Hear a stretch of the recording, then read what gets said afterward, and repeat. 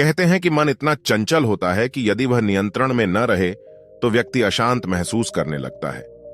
ये अशांति मन में एक पल में आने वाले सैकड़ों सवालों के कारण होती है और यह अशांति तब तक बनी रहती है जब तक कि व्यक्ति को मन में चल रहे सवालों का जवाब नहीं मिल जाता।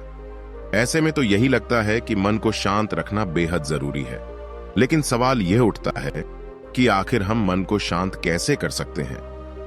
गौतम बुद्ध के मुताबिक मन को शांत करने के लिए उसे समझना जरूरी है। गौतम बुद्ध ने बताए, बेचैन मन को शांत करने के तरीके, इन 6 चरणों को समझें तो आपके बस में होगा मन। पहला चरण, एक बार एक व्यक्ति गौतम बुद्ध के पास गया और पूछा कि मन को नियंत्रित करने का पहला चरण क्या है। बुद्ध कहते हैं, अपने मन को समझने का पहला चरण है इसके द्वारा दिए गए लालच की व्यर्थता को देखना समझना। दरअसल जब मन अनशांत होता है तो कई तरह के लालच देता है, और जिसने मन द्वारा दिए इन लालचों को पहचान लिया, समझ लो कि उसने मन को समझने का पहला चरण समझ लिया। फिर व्यक्ति बुद्ध से पूछता है कि लेकिन हमें यह कैसे पता चलेगा हमारा मन हमें लालच दे रहा है और वह लालच व्यर्थ है। इसका जवाब देते हुए बुद्ध कहते हैं, अनुभव से। मनुष्य मन के लालच से जिस कार्य को अतिपूर्वक करता है उसमें उसे हानि ही होती है और हानि के बाद ही उसे अनुभव होता है। जैसे जिसने वास्तव में यह देख लिया कि नशा करना केवल दुख है, वह नशा मुक्त होना शुरू कर देगा। वहीं जिसने जान लिया कि ईर्ष्या से खुद का नाश होता है, वह ईर्ष्या से मुक्त हो जाएगा। मन को समझने का यही पहला चरण है। मन को जानने का दूसरा चरण, व्यक्ति बुद्ध से पूछता है, यदि व्यक्ति पहले चरण से यह जान जाता है कि वह मन द्वारा दिए लालचों के कारण दुखी है, तो फिर दूसरा चरण क्या है। बुद्ध कहते हैं, खोज पर निकलना। दूसरे चरण के लिए ऐसे व्यक्ति की खोज पर निकलना होगा जो पहले ही अपने मन को जानकर इससे मुक्त हो चुका है। दरअसल एक ऐसा ही व्यक्ति तुम्हारा मार्गदर्शन कर पाएगा।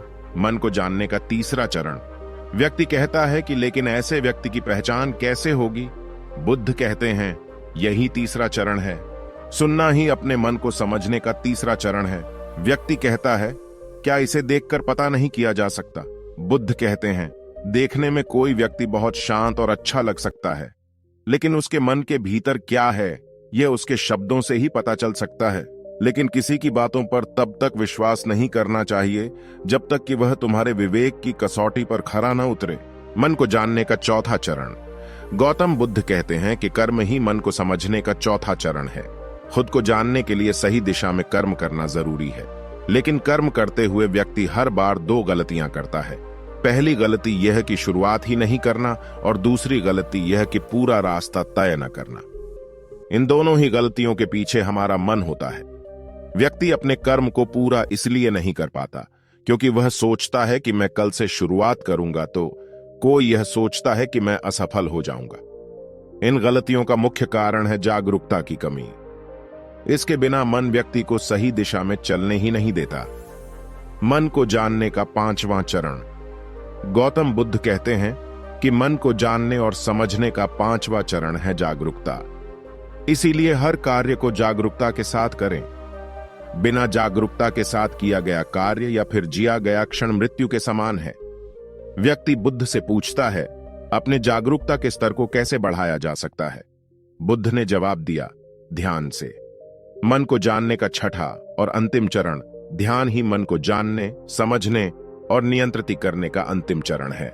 यानी ध्यान ही वह नाव है जिस पर बैठ मन रूपी नदी को पार किया जा सकता है। जिस व्यक्ति ने इन शुरुआती 5 चरणों से मन को जान लिया, उसने अपन मन को जीत लिया, उस पर काबू पा लिया।